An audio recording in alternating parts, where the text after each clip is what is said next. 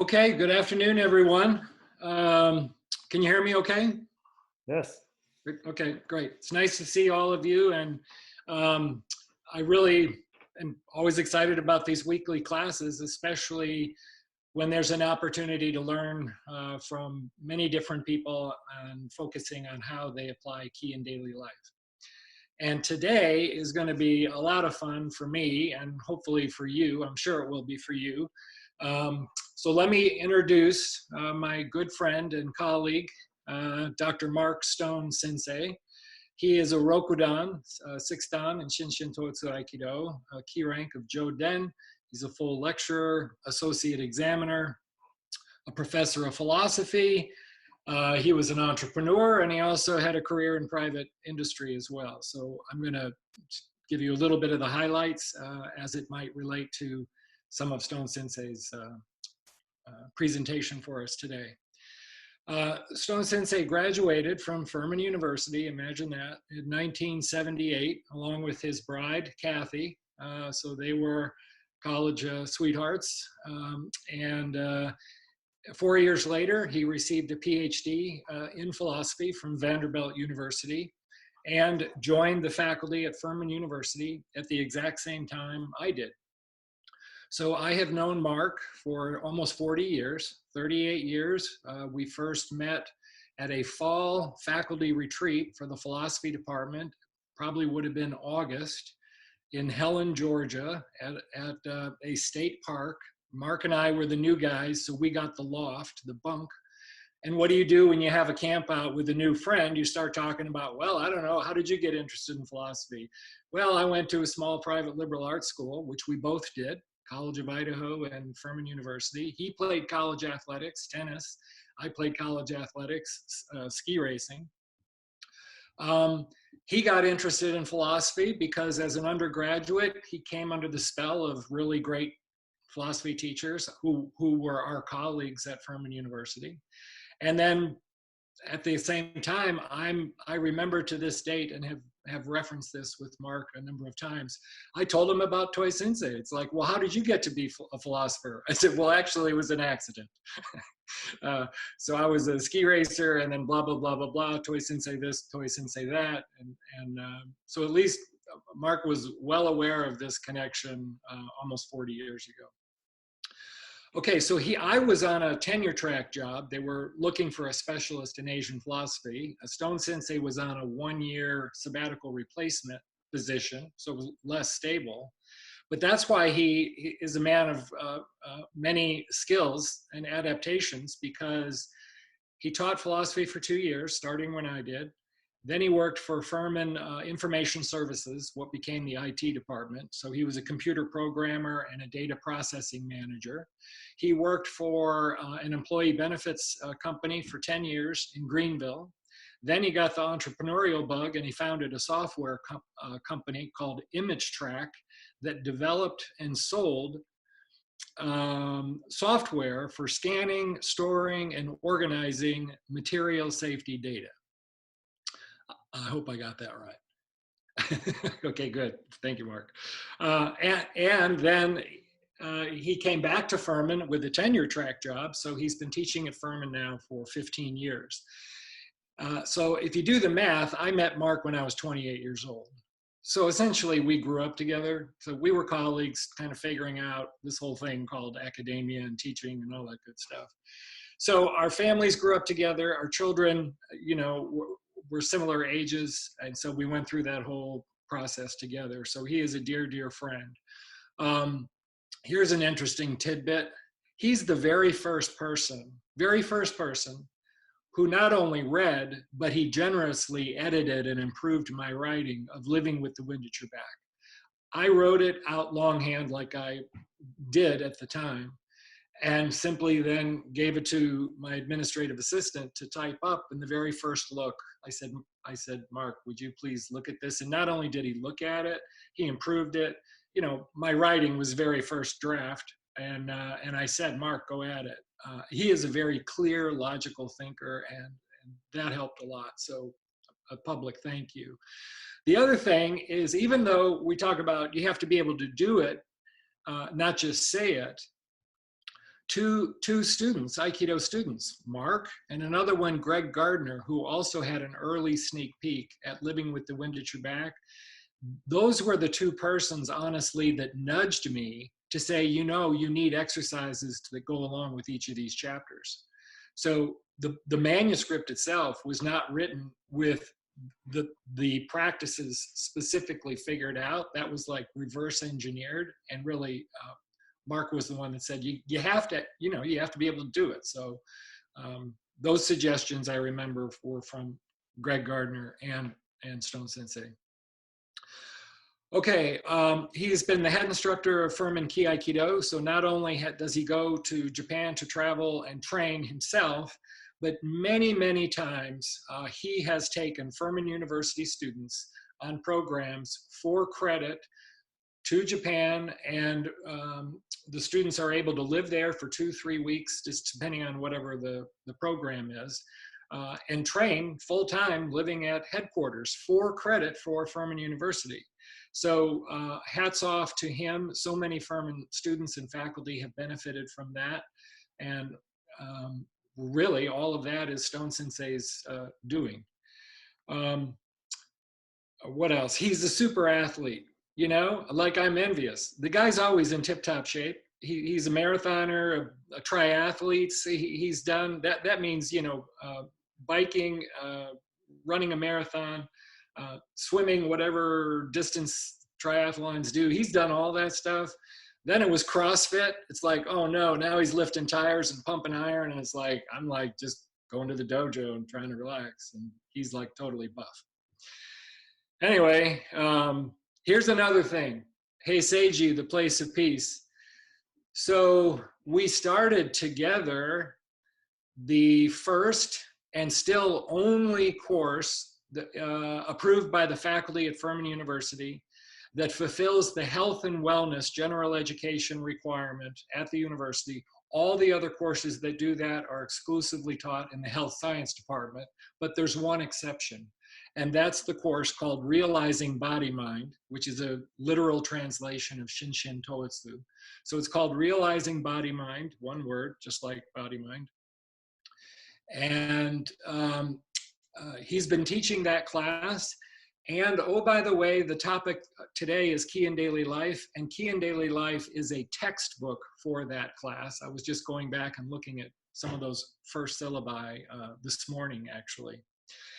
But wait, it's better than that.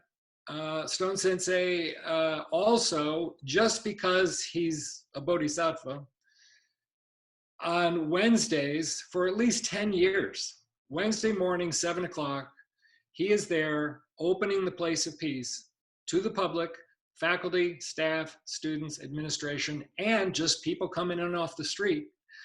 And I don't know if the university knows that, but there's a group that have really bonded. They have a community, and guess what? Their community is so strong, guess what? The Wednesday morning meditation sessions at the Place of Peace continue, because they do it online now every Wednesday at 7 a.m. So he's really the guy.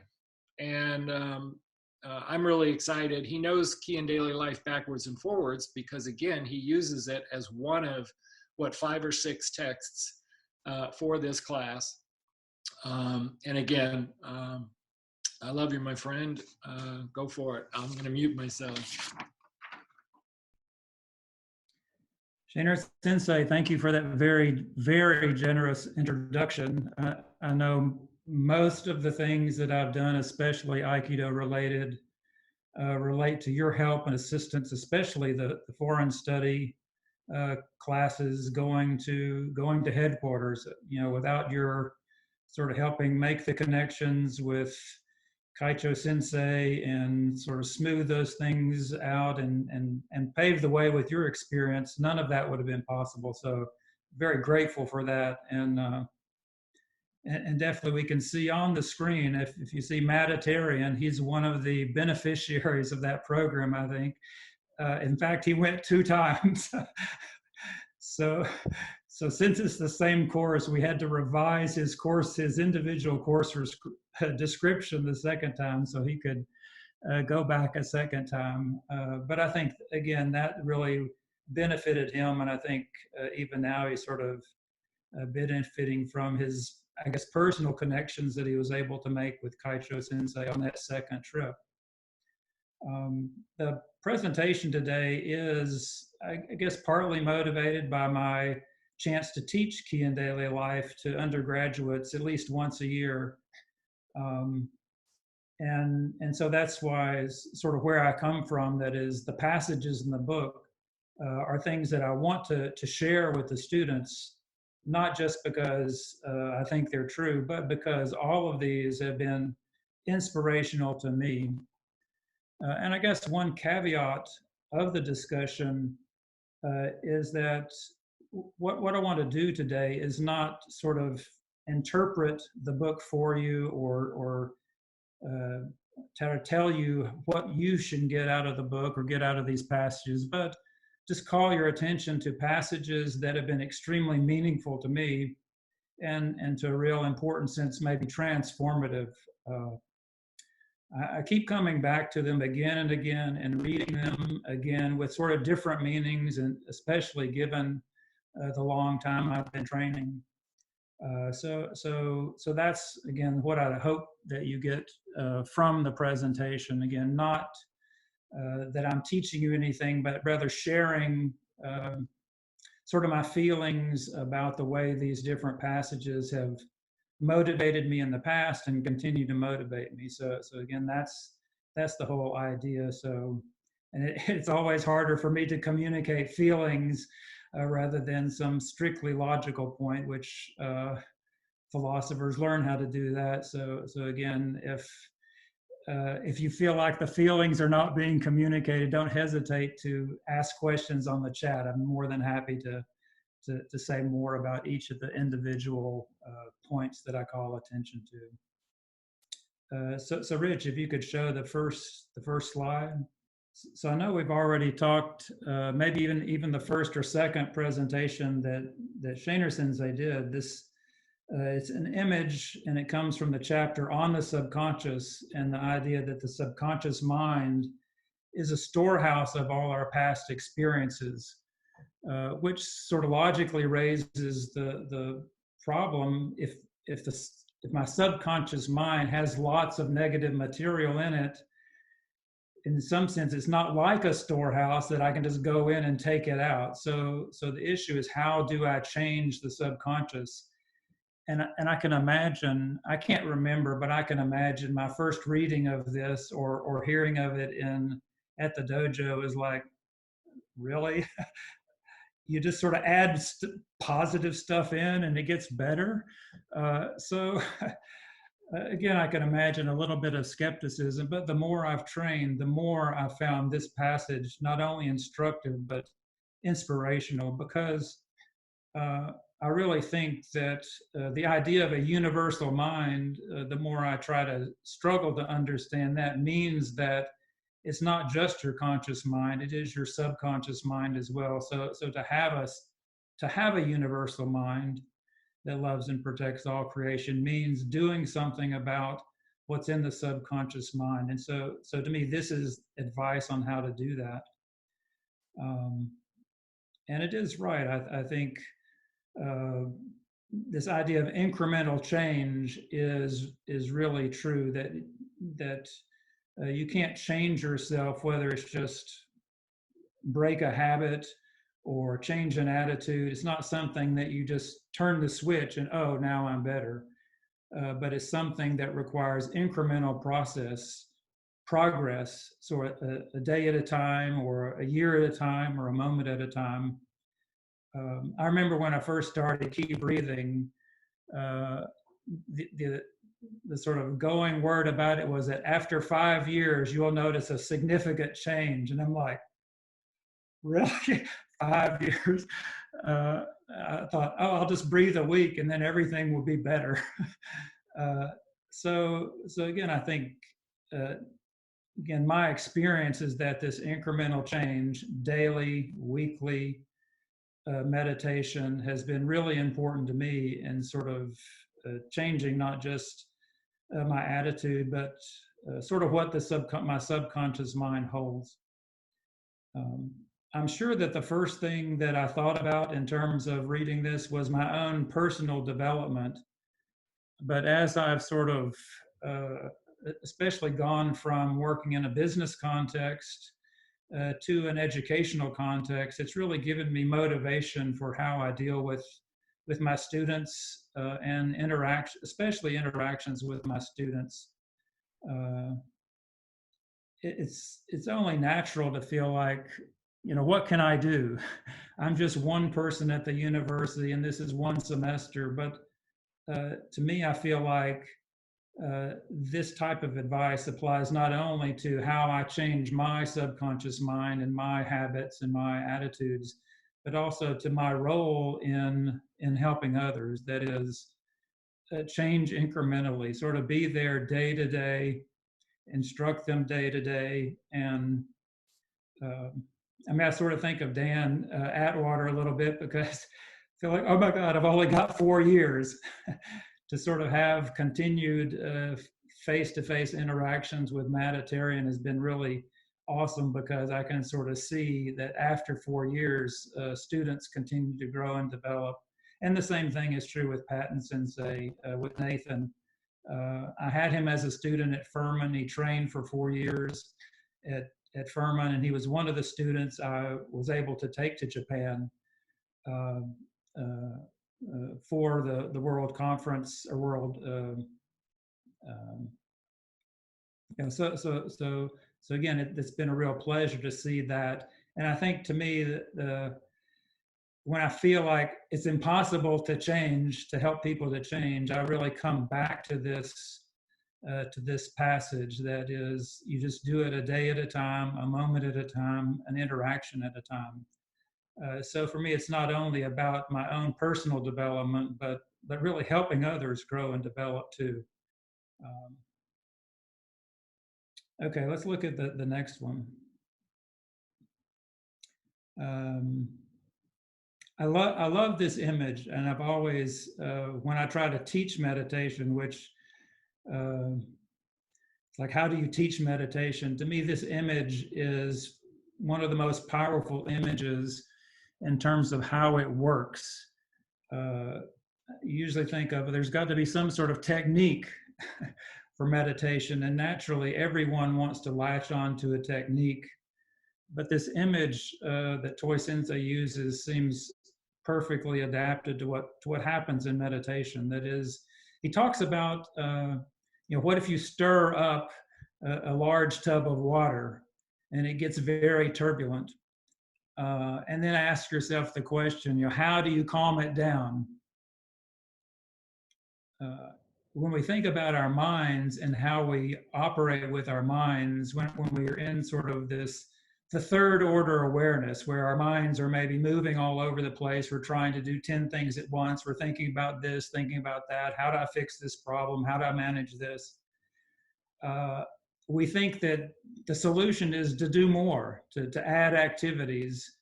And in some sense, we think that's how to calm our minds. I just need to do something to help to make it calm. But really, if you think about this image and really sort of appropriate it into your meditation, the way to do it is just to let it calm down by itself.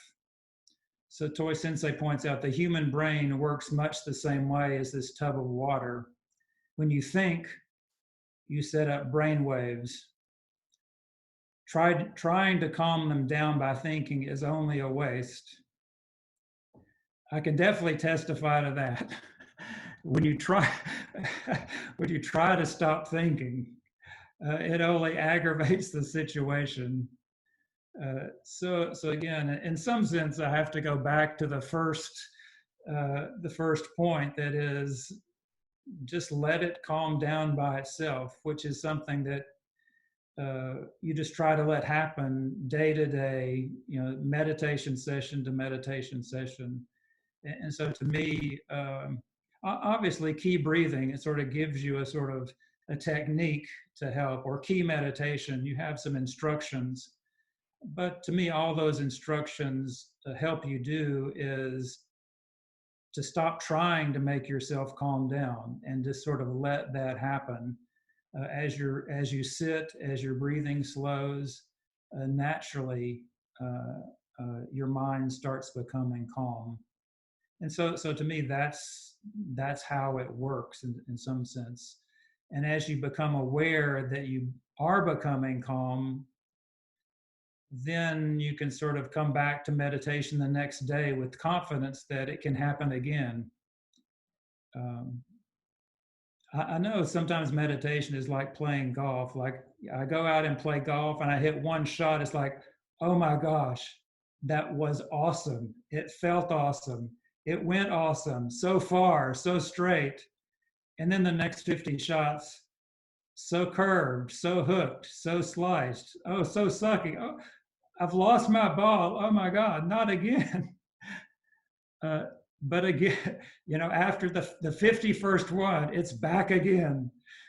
So again, the repetition is, I think, really important to feeling like over time, yes, drop by drop, my meditation will improve and my mind will become calmer and calmer. Let's go ahead and go to the next one. Yeah. So these are two pictures, both of the place of peace. One, so Heiseiji means place of peace. And literally it refers to the whole complex at Furman. Shainer Sensei was instrumental in sort of securing the gift from the Suzuki family to bring the temple to Furman, but that effort, that successful effort, which took several years, and I know he was gone from Furman lots of times, meeting with people, trying to help raise additional funding.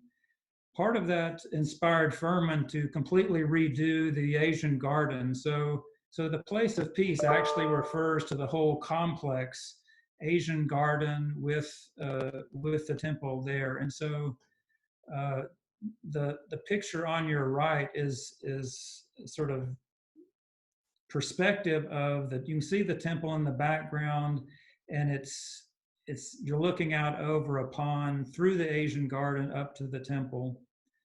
And then the picture to your left obviously is the ascent to the temple, which is on a slight hill. So as Shainer Sensei mentioned, again, I have the awesome fortune to be there every Wednesday morning. This year might be the exception to that because of the COVID-19 and the difficulty of the small space being able to hold people during the pandemic.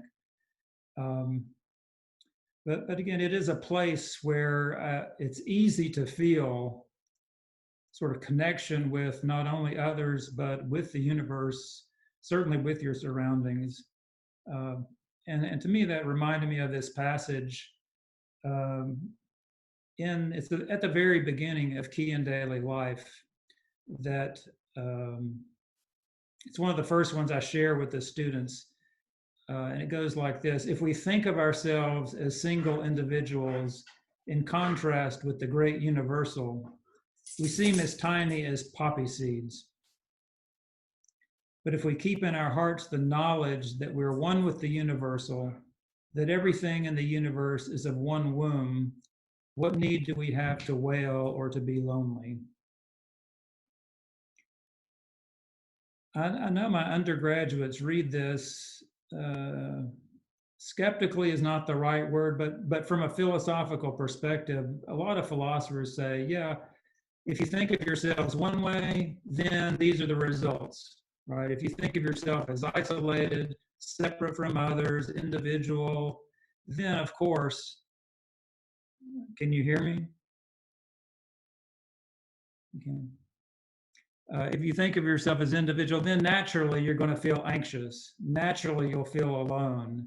Naturally, you'll be maybe susceptible to depression. But if you think of yourself as connected with others, as having a wide network of friends, and so on, then of course, you'll feel that connection and be less likely to be anxious, less likely to get depressed. And I think, in some sense, I agree with that, but that's not what, and from my perspective and feeling, our training is about. And that's not what Toi Sensei says. The second point, and this is the title of the slide, believing and knowing. He says, if we keep in our hearts the knowledge that we're one with the universal, what need do we have to wail or to be lonely? Undergraduates naturally go like, what's the deal here? Isn't he just talking about believing? Where does the knowledge come in?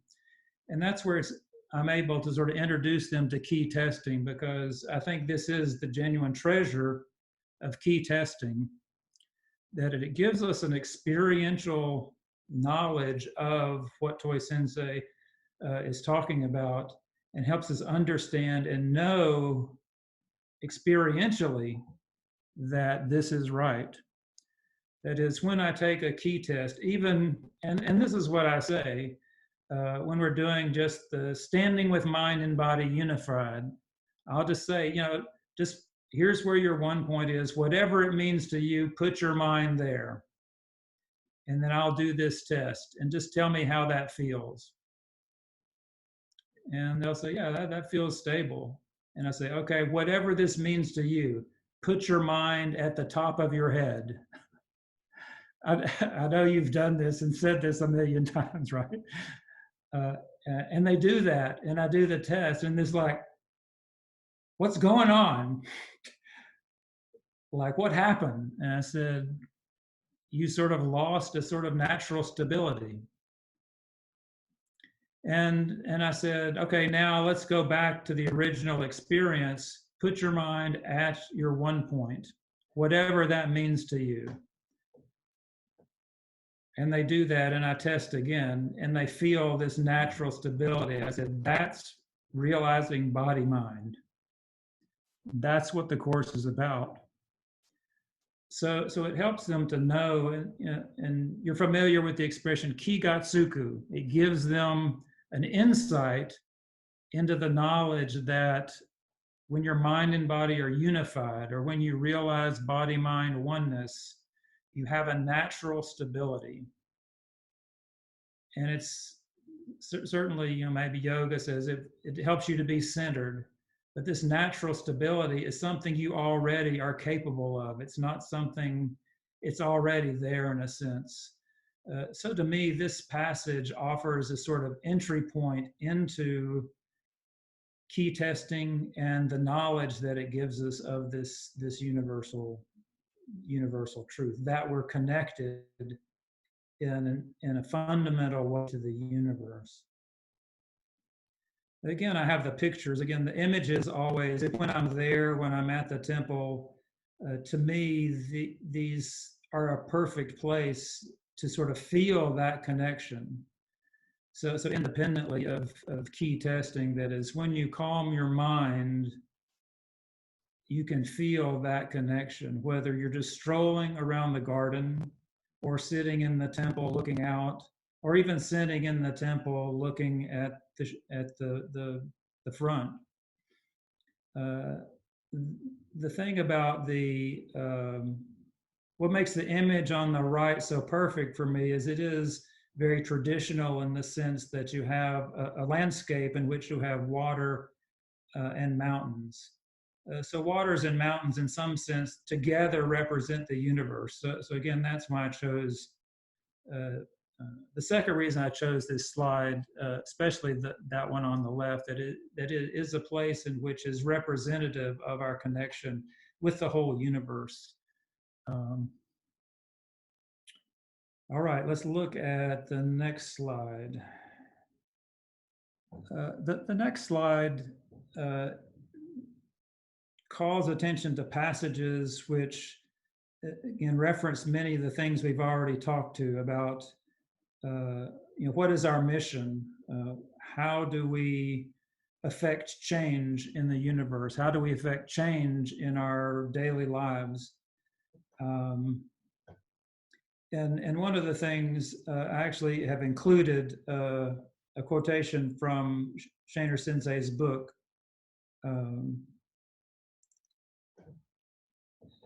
Which, as he says, I was one of the first one privileged to read it. So again, at some point, some of the things overlap and it's difficult. You know, I said, this is Toi Sensei. This is very similar.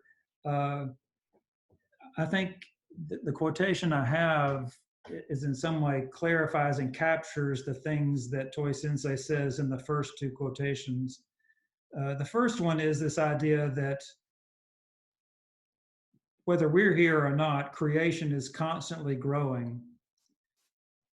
The universe is always changing and growing and developing. And we can either participate in that in a positive way or a negative way.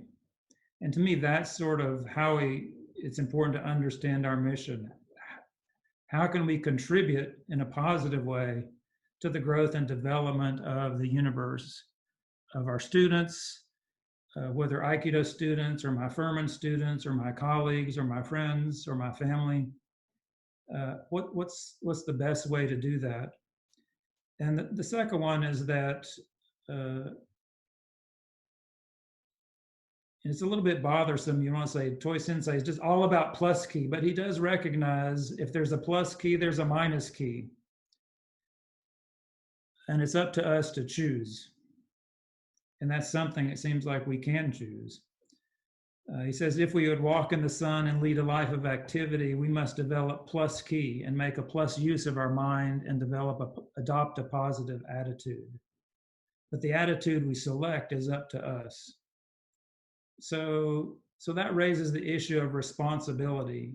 That is, how far does our responsibility reach?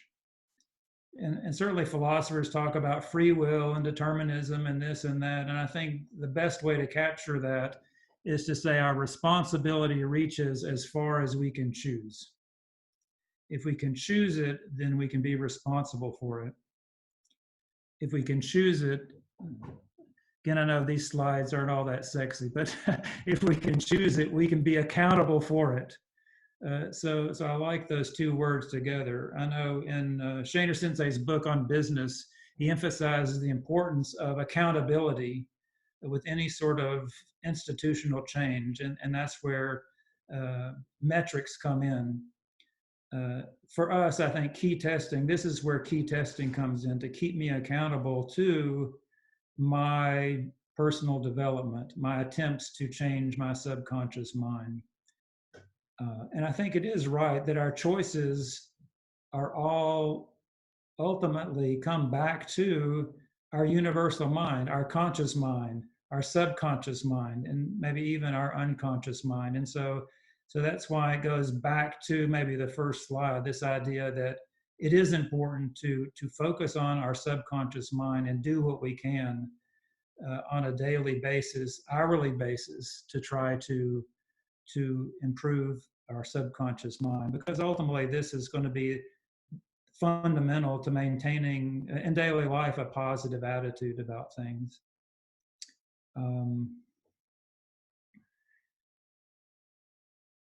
I'd say just personally, I don't know, I've never felt like I had just a single unit, a single mission, but I felt maybe and this maybe seems I like Japanese culture in the sense that there's a sort of contextuality to our lives that's really important to recognize, that in different contexts, different types of behavior are important. So in some ways, I see that as the way I understand my mission. That is, when I'm with my Furman students, then that's my mission. When I'm in the dojo teaching Aikido, that's my mission. When I'm with my family, trying to raise my kids, or that's my mission. So again, to sort of help people develop and grow in all of those different contexts is, I think, an important way, or at least my way of understanding how to carry out this mission.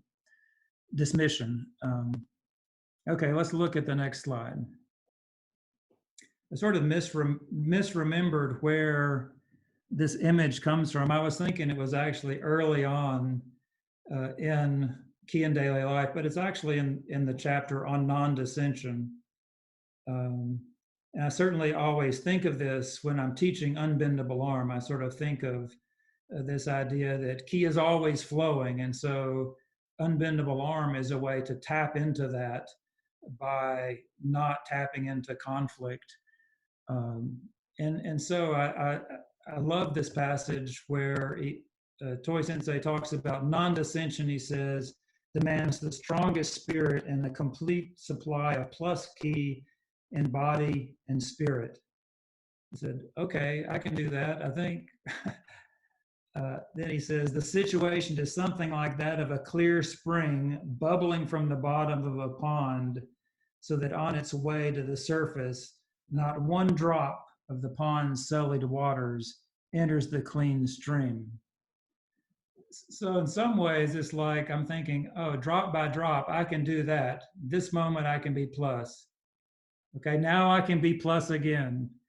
And okay, now I can be plus again. And that's not, this gives a completely different picture that's inspirational in its own way. It's like, no, key is always flowing. You should, and I always think of, I had a chance to train a few times with Suzuki Sensei. Is always, don't slack your key.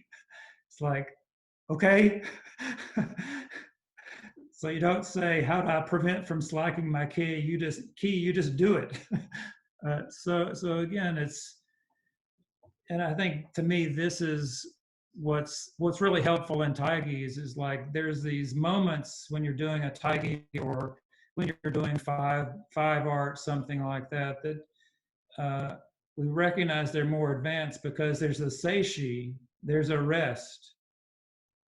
But that rest is not when your key stops. Your key continues the whole time. So again, that sort of training, I think, is what this image represents, that even when we're resting, we shouldn't slack our key. We should still be aware. We should still tap into what's not us in some sense. I really love the way Kaicho Sensei describes, he always asks, what's the difference between key and your mind? And no one wants to answer. Even if you've heard the answer before, it's like, is it the same as last time? And the answer that he gives, that at least I think I'm remembering correctly, is that it's your mind, but not your key. And so to me, that's a tremendous insight, because the idea that key is always flowing, but our minds are not. We get stuck. All of us, I think. I know I do. I get stuck, but key doesn't. It's always flowing. So one of the important, again, inspirations of this sort of natural image is that it's always bubbling. And I think it also captures the sense in which, what does it mean to train 24/7? How do I train when I'm asleep? Well, the spring is still bubbling. So that moment when you go to sleep is an important moment for continuing your training, for putting suggestions into your subconscious mind that to put it positive things. This is what I'm doing tomorrow. This is what I've accomplished today. I want to wake up ready to do those things. The other experience I had with this, which again, they've only done this. This happened at headquarters, and it was very puzzling to me at the time. It was sort of a randori type key exercise in which the instructions were to, you'd have 4 people maybe in front of you, and you would try to create the feeling of being threatened and fearful. And what happened in that context, what I experienced in that context, my Kigatsuku, was that fear actually sucked them in. It's like when you don't want them to approach, right, then it would have the feeling was that they were all over you, even if it was just a step. And they felt it too. Like if you ask them, what did you feel? It's like, we wanted to attack you. So to me, in some sense, that's the feeling that's maybe at the heart of a lot of self-defense. Maybe when people feel like they need to defend themselves, or when a nation feels like it needs to construct walls or fences or borders and things like that. It's this feeling, and in some sense, in that limited experience, it seems like it's possible that creates exactly the opposite effects. In some ways, it makes you more susceptible to being attacked. So then the second, again, it's one of the key experiences in which you try one way and then try another. The second way is like, now look at them and welcome them to come attack. And if you want to say, please come attack, and smile and give them a very plus feeling and see what happens. And the weird thing is that I felt connected, but I felt like there was almost a buffer between us. And when we talked with each other, it's like, we didn't want to attack. We felt like it would be almost inappropriate to do that. So it's a very interesting Kigatsuku that this idea of positivity actually sort of has a positive effect. That is, it communicates it in the same way that the spring communicates to anything that tries to enter into the spring. Sorry, nothing's coming in here. So again, to me, that's why this image is so powerful. It does remind me of that particular Kigatsuku. So it may be a fun thing to try, especially if you're trying to think of key test in which you can keep social distancing. Certainly, I think it would work with a distance of six or so feet, or 6 to 8 feet. So again, that's a very powerful image to me. Let's look at the last one.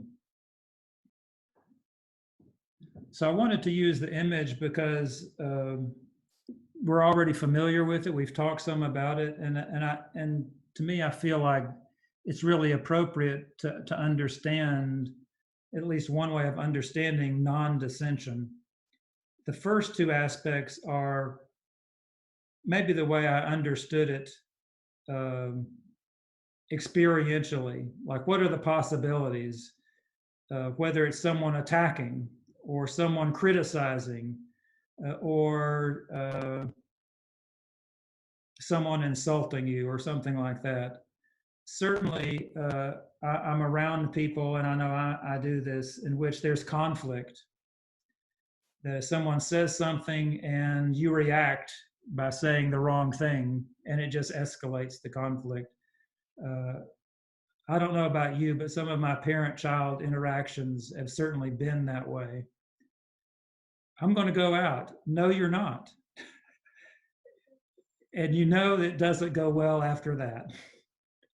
The next response is, okay, Dad, you're right. Tonight's not a good night. Maybe tomorrow. No, that never happens.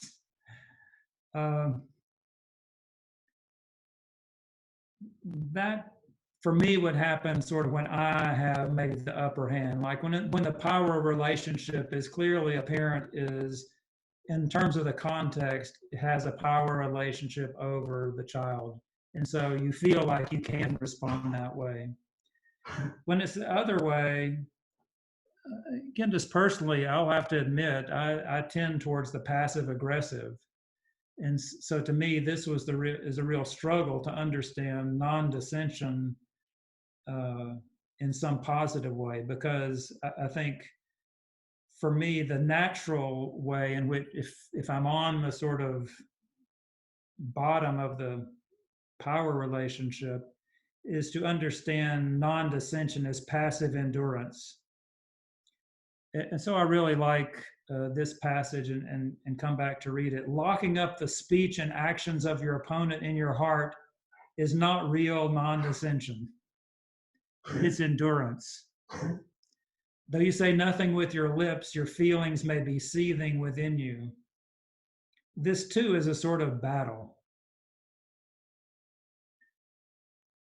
I don't know if anyone else ever experiences that, but I know this is something I've experienced. And it's not non-dissension. That is just to sort of passively endure and hope it'll go away. That doesn't work. Or eventually maybe it goes away, but there's never anything positive that really comes out of it. So to me, for me, a lot of the struggle with understanding non-dissension is to say it's not that.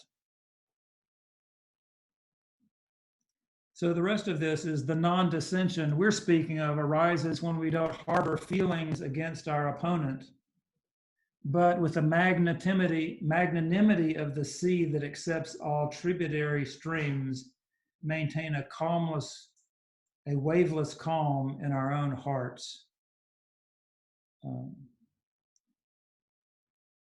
So to me, this is why I wanted to have this type of image for the slide, because it seems like in this passage, he's talking exactly like a first order body-mind awareness, in which we've sort of dropped our agenda.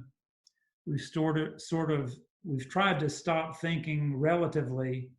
It's either you win and I lose, or I win and you lose, or even we both win, right? It's not trying to find a solution. It's just trying to make a connection and feel that connection and see what happens, right? To see what arises in our consciousness and respond from there rather than responding from our own ego or from our own techniques or from our own handbook of viable solutions.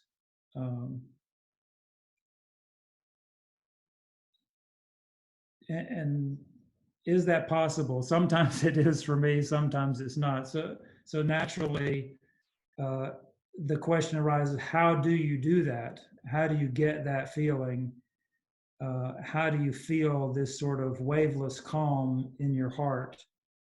And I'm sure the word heart here is the same as the word mind, shin, as in shin, shin, toitsudo, body, heart, oneness. That is to feel that calmness in your whole body mind, so that even your face doesn't betray anxiety. Your feelings don't betray anxiety, worry, conflict, but rather a sense of calmness. I think it's the same page. He has this another expression that to me is extremely beautiful, where he says, let your generosity be infinite.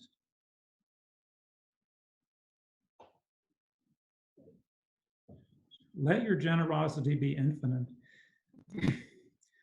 Sort of to try to have that feeling is, I think, the right feeling that's going to arise out of this sort of first order body-mind awareness. So let's go ahead and return back to the first slide. In the first go around of the slides, when Rich showed me the slides, he'd left off the last one. The difference between the first one and the last one is that the water in the teacup of the last one is a little bit paler than it was at the first one. It's certainly not clear. So again, I feel like I've trained a long time, and still I am sort of reminded one of the texts we read in Realizing Body Mind is the Shobogenzo by Dogen, and the first fascicle of that starts out, there is delusion and there is realization. That's a daily life. There's separation and there's connection. And we can only hope to strive for sort of a constant connection with no delusion, but we can create separation. We create connection. And so to me, we may think it's impossible to change ourselves or our subconscious mind, but I really believe that the truth is, if we continue the effort, it will alter. All right, so I'm happy to answer questions or Thank you, Stone Sensei. There are a couple questions, and if Christelle, you asked one on the chat, if you want to Yes, unmute yourself. yes. What would you recommend if you have an Aikido student who believes in conspiracy theories because of the pandemic? Drop for drop plus key, or I would say loving kindness? yeah, it's hard to, if you think, put yourself in the place of your partner, Mm-hmm.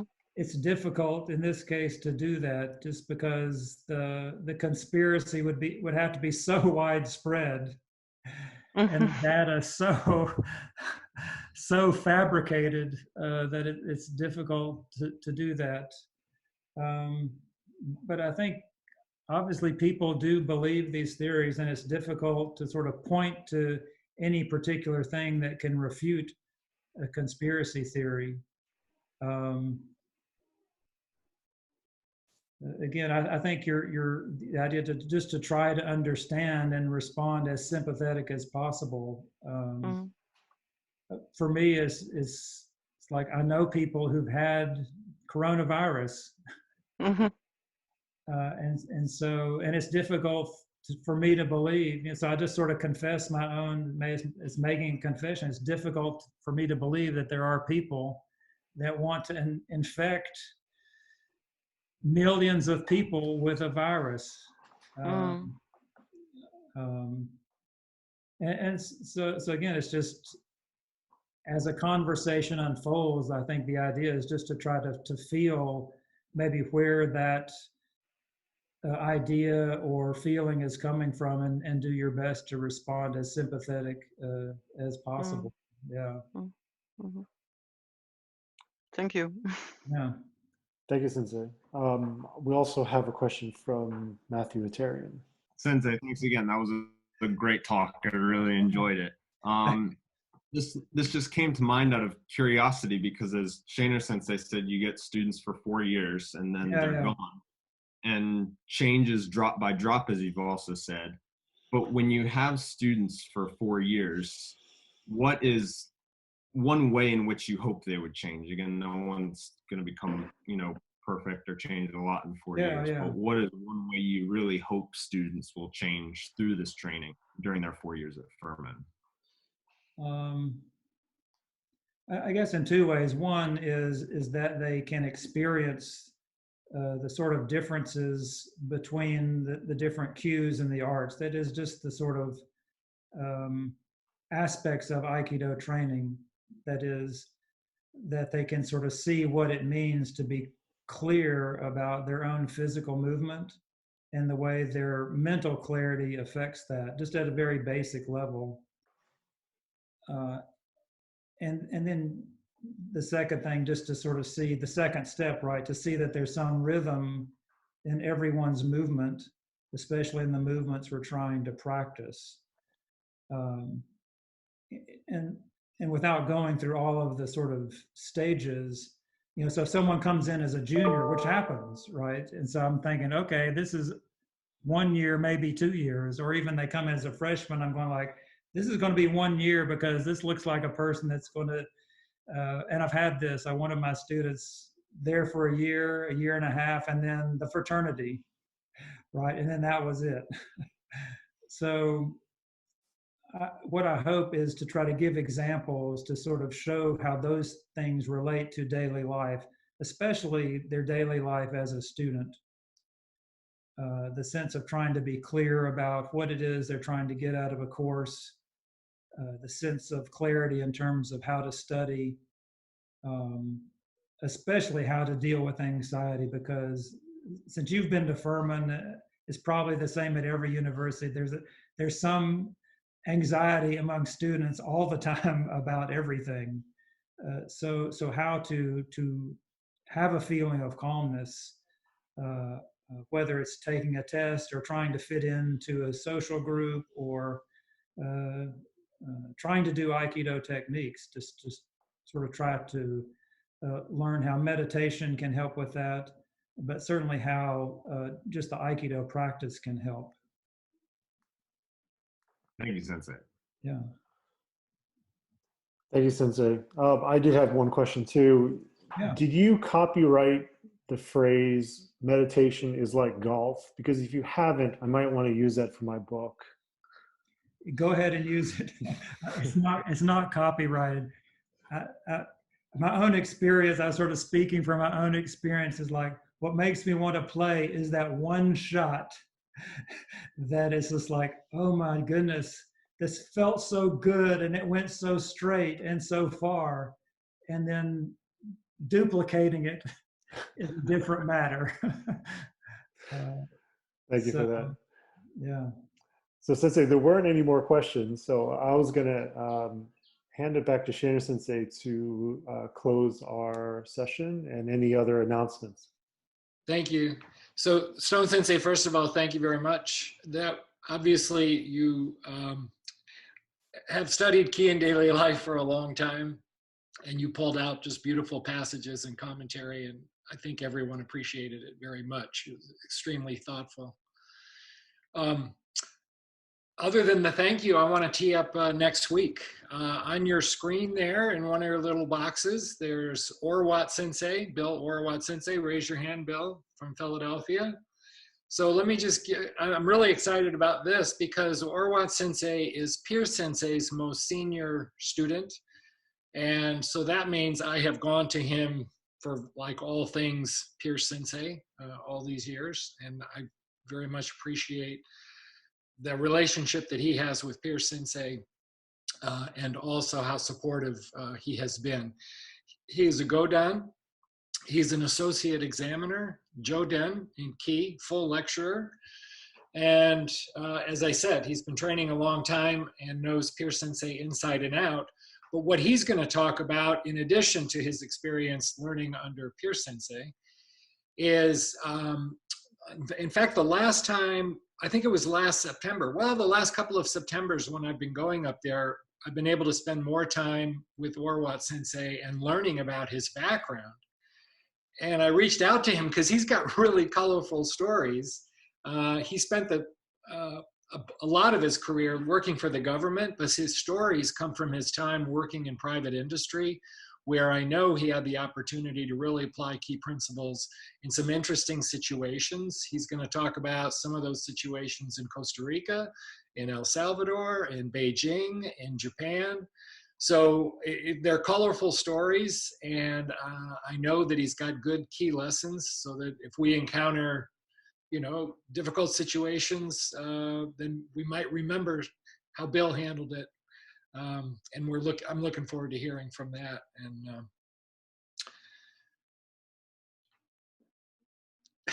yeah, do you want to add anything, Bill, in terms of pre-work for anybody or things we should be thinking about in advance? No, I might have to explain a little bit about the industry I was in. It's something that people never think about. We see the products every day. Every time you order a product, it comes in a box. And where does that box come from? Nobody thinks about that. But that was the industry I worked in.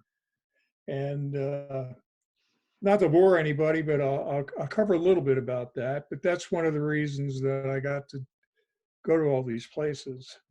I used to go to the places that my bosses didn't want to go to. All the executives, they wanted to go to the shows in Paris and wherever.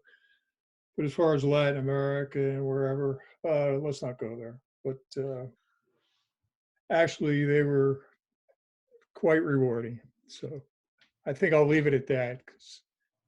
Excellent. Well, I'm looking forward to it. And again, the emphasis on all these is Ki in daily life. How can we use our training more effectively every day to improve the quality of our life, enhance our own personal and spiritual development? And so I'm just once again grateful that you're here to participate, and thank you, Freiling Sensei, for hosting. Thank you, Matt Atarian, again for all the work you do behind the scenes, editing these and making them available after the fact. on the EKF channel. And what can I say? I love you all. Thank you for being here, and see you next time.